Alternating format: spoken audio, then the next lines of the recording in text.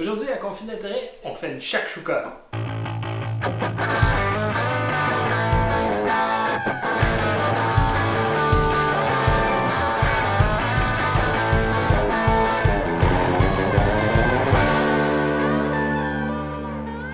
Une shakshuka?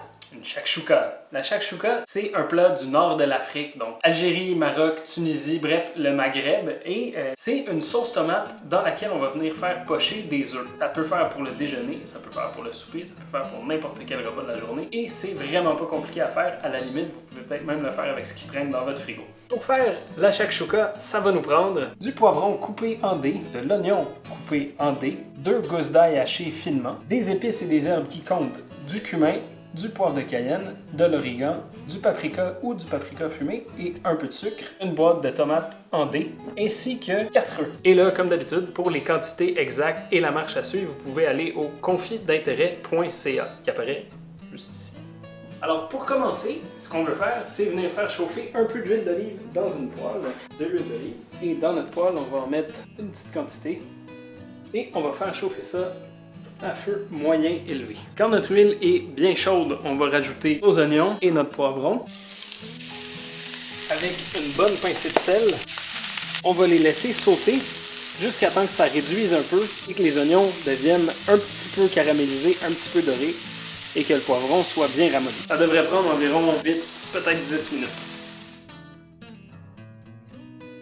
Nos oignons commencent à caraméliser un petit peu, notre poivron est bien tendre. Maintenant, prochaine étape, notre ail, nos épices et le sucre. Et là, on mélange bien. On va cuire ça un autre petit 2 minutes, juste pour que l'ail attendrisse un peu, pour griller un petit peu nos épices dans la poêle, pour vraiment tout dégager leur saveur, que ça goûte vraiment bon. N'est-ce pas, Anne-Marie?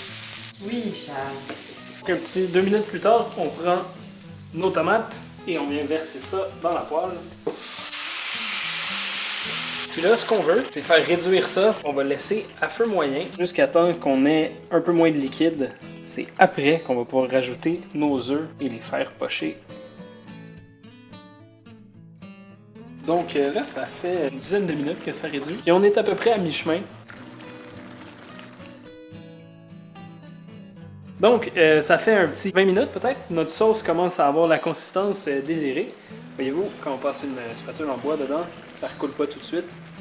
C'est à peu près ça qu'on veut avoir. Maintenant, on va retirer ça du feu pour aller mettre nos œufs dedans. Avec une cuillère ou avec une louche, on va venir creuser là, des petites alvéoles, des petits trous pour mettre nos œufs dans la sauce. Comme ça, juste faire un petit espace pour nos œufs sans découvrir le fond de la poêle parce qu'on ne veut pas que les œufs touchent au fond de la poêle. Là, on dépose nos œufs dans les petits trous qu'on vient de faire. Moi, je les ai cassés d'avance.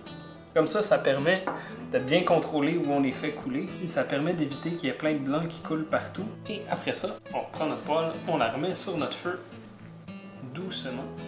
Toujours à feu moyen, moyen élevé. Et là, que nos œufs cuisent bien également, on va venir couvrir.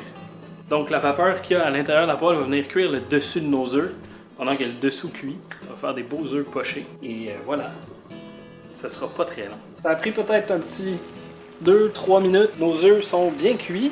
On peut les laisser moins longtemps si on aime ça vraiment coulant. Moi, je les aime quand même bien fermes, avec le jaune encore un peu coulant. Donc, on peut retirer ça du feu. Et là, évidemment, pas besoin de vous dire que tout ça, c'est vraiment chaud.